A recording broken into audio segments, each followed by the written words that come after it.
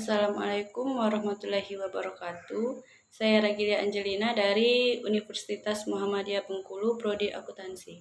Di sini saya akan menjelaskan materi mengenai persekutuan, pembentukan, operasi, dan perubahan keanggotaan.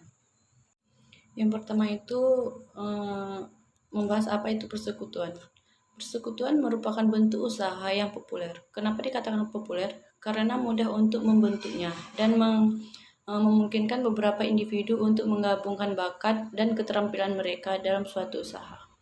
Persekutuan menyediakan saran yang lebih fleksibel untuk memperoleh ekuitas modal lebih dibandingkan dengan perusahaan perseorangan dan memungkinkan pembagian risiko dalam pertumbuhan usaha yang cepat.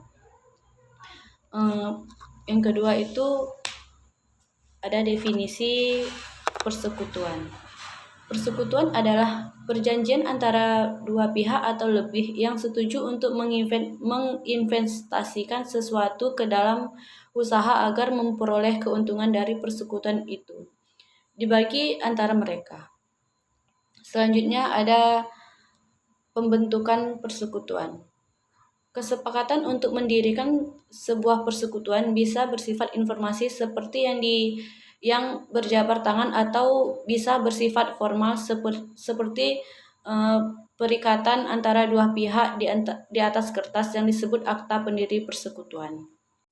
Selanjutnya ada jenis-jenis persekutuan terbatas. Jenis-jenis persekutuan terbatas itu ada 3. Yang pertama itu limited partnership atau LP, bisa disingkat dengan LP. Dalam persekutuan terbatas, terdapat setidaknya satu sekutu umum dan satu atau lebih sekutu terbatas. Sekutu umum bertanggung jawab secara personal atas kewajiban persekutuan dalam memiliki tanggung jawab manajemen.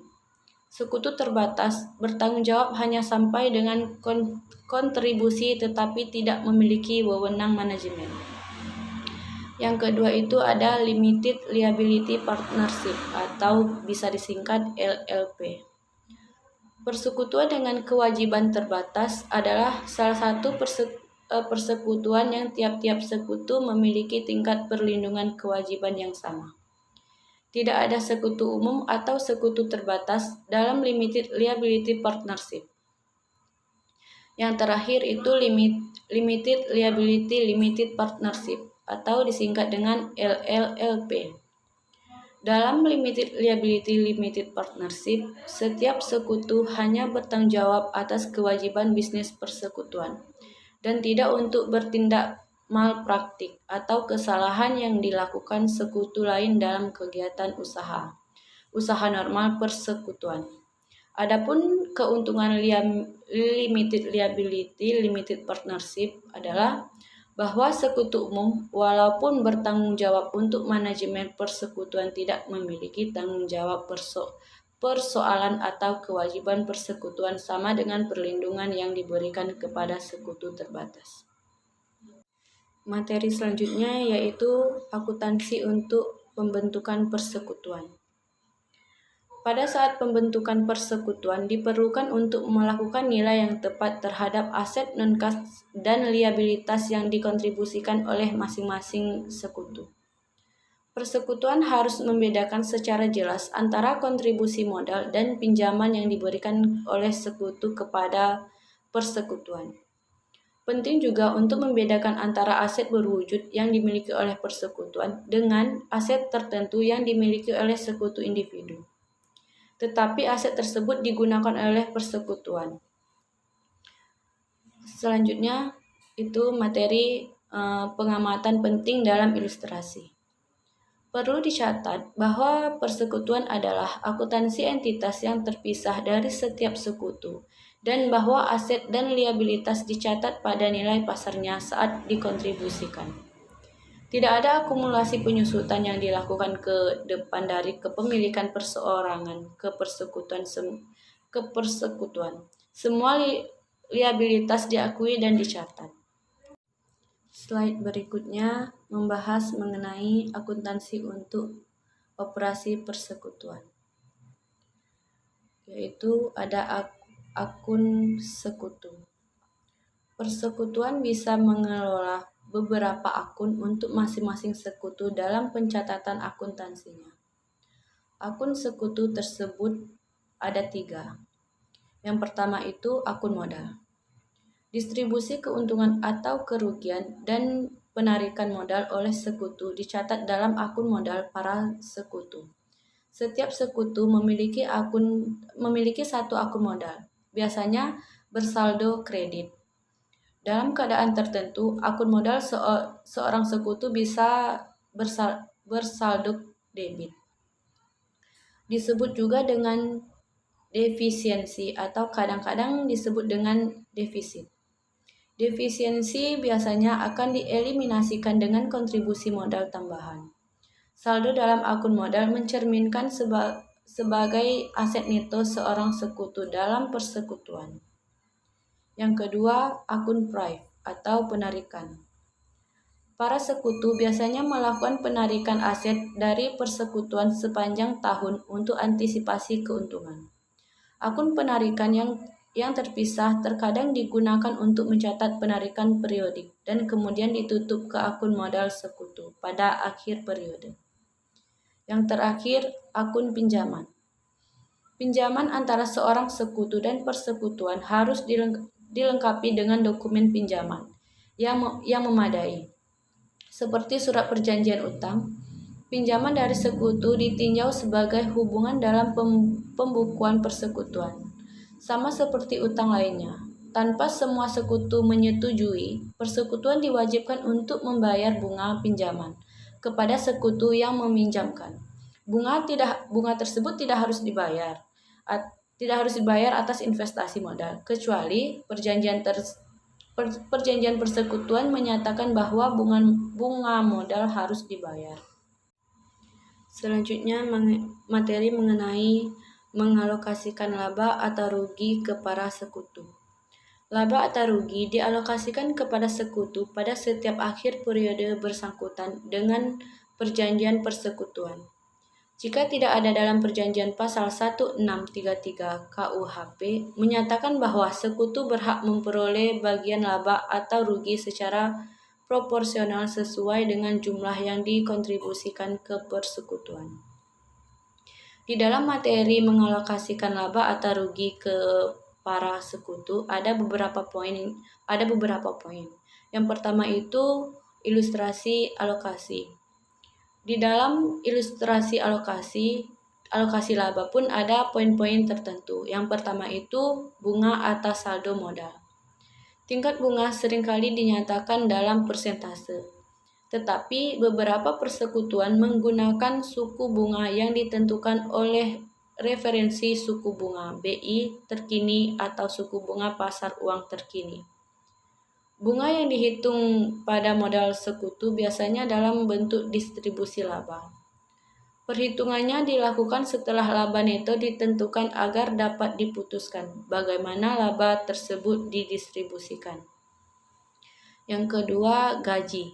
Gaji untuk para sekutu biasanya dimasukkan sebagai bagian dari rencana distribusi laba untuk mengetahui dan mengoperasi atas jumlah yang berbeda dari jasa yang diberikan masing-masing sekutu kepada persekutuan.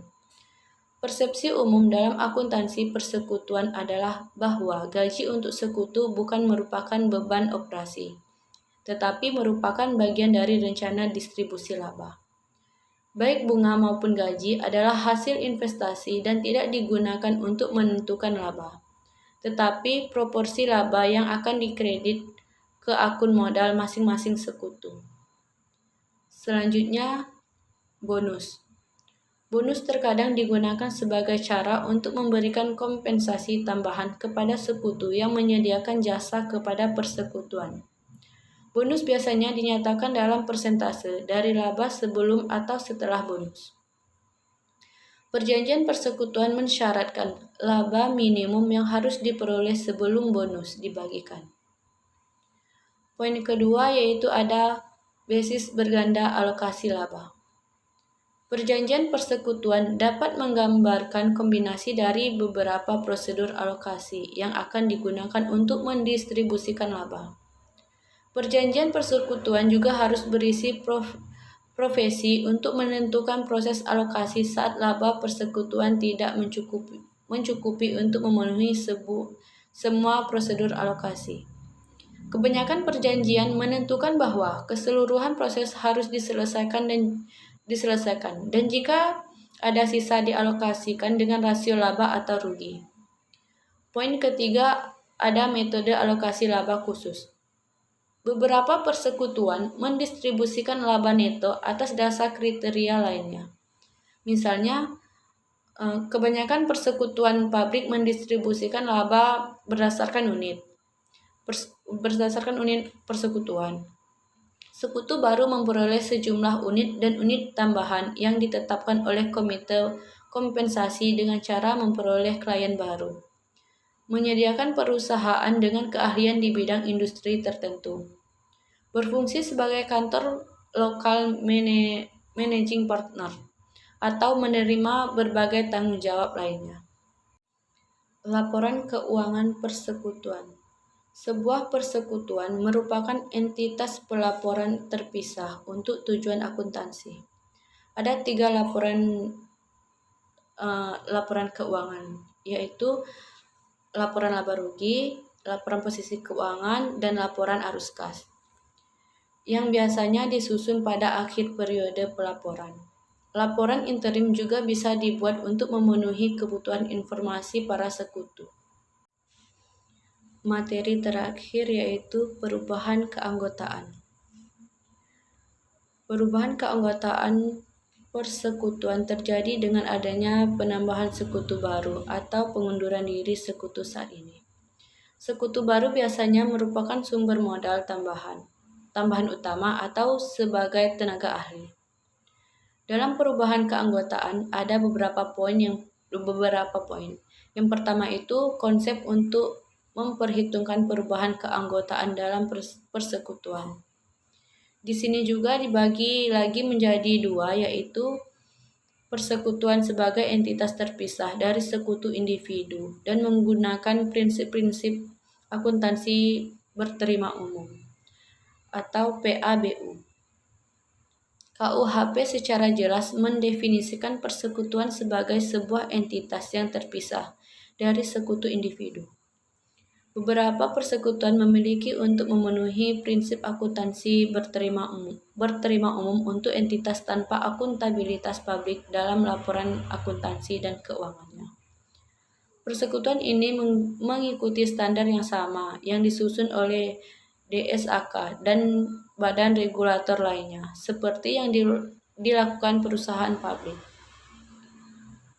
Yang kedua, ada persekutuan sebagai keseluruhan kepentingan sekutu dan penggunaan akuntan non-SAK ETAP. Para sekutu dalam sebuah perusahaan swasta dapat memiliki untuk mengikuti metode akuntan non-SAK ETAP untuk memenuhi kebutuhan informasi tertentu. Banyak persekutuan menggunakan transaksi di sekitar perubahan keanggotaan persekutuan sebagai kesempatan untuk mengevaluasi aset dan liabilitas persekutuan yang ada atau untuk mencatat goodwill yang diakui secara jelas. Persekutuan menggunakan argumen metode non-PSAK atau non-SAK ETAP bahwa mengevaluasi aset pada saat perubahan keanggotaan persekutuan menyatakan secara lengkap kondisi ekonomi yang sebenarnya dari persekutuan pada saat perubahan keanggotaan tersebut dan menetapkan perubahan nilai aset dan liabilitas serta goodwill kepada para sekutu yang telah mengelola bisnis sepanjang terjadinya perubahan nilai. Poin yang kedua yaitu sekutu baru membeli kepentingan. Seseorang biasa memperoleh kepentingan persekutuan secara langsung dari satu atau lebih sekutu yang ada saat ini.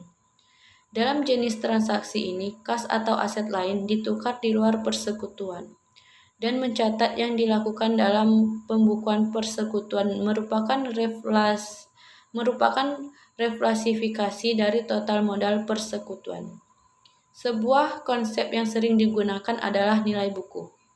Nilai buku persekutuan ini hanya jumlah total modal, yang juga merupakan jumlah aset neto. Nilai buku sangat penting karena berfungsi sebagai dasar untuk revaluasi aset dan liabilitas atau pengakuan goodwill. Poin selanjutnya yaitu sekutu baru berinvestasi dalam persekutuan. Sekutu baru dapat memperoleh bagian dari persekutuan dengan cara melakukan investasi ke dalam bisnis.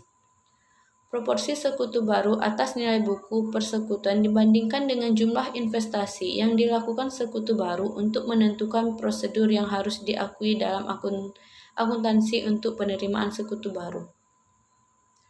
Poin yang keempat yaitu menentukan biaya investasi sekutu baru.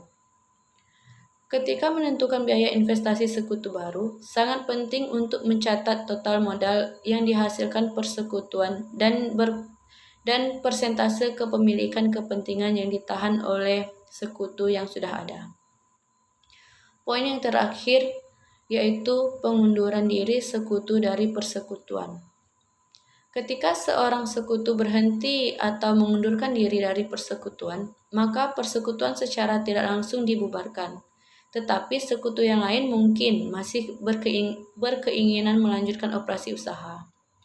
Dalam sebagian besar kasus, persekutuan membeli semua kepentingan sekutu yang berhenti sebesar harga pembelian. Dalam kasus di mana persekutuan menyetujui pengunduran diri yang tidak ada kesalahan, akuntan dapat membantu perhitungan harga pembelian.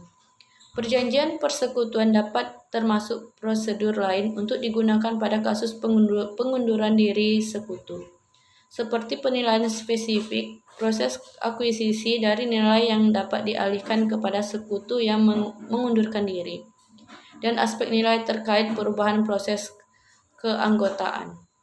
Sekian materi dari saya, lebih dan kurang saya mohon maaf. Saya akhiri. Wassalamualaikum warahmatullahi wabarakatuh.